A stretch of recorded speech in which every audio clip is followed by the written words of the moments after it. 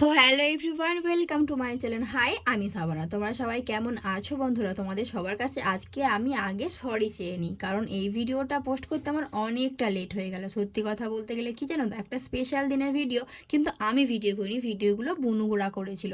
তাই আমার মাথায় ছিল না যে ভিডিও করা আছে, ওরা আমাকে দিয়ে দিয়েছিল, আমি এডিট করে রেখে দিয়েছিলাম, কিন্তু তোমাদের মাঝে আর পোস্ট করা হয়নি।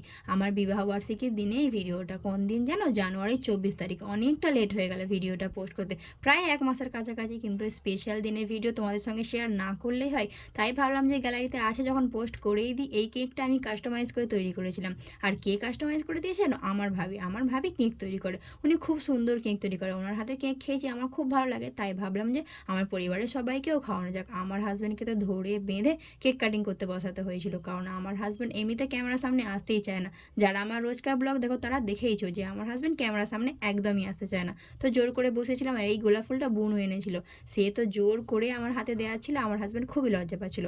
আমরা দুজনে সারা জীবন যেন ভালো থাকি, তোমরা এই দোয়াটা করো, মেয়েকে যেন এইভাবেই ভালোবাসতে পারি। Bye bye.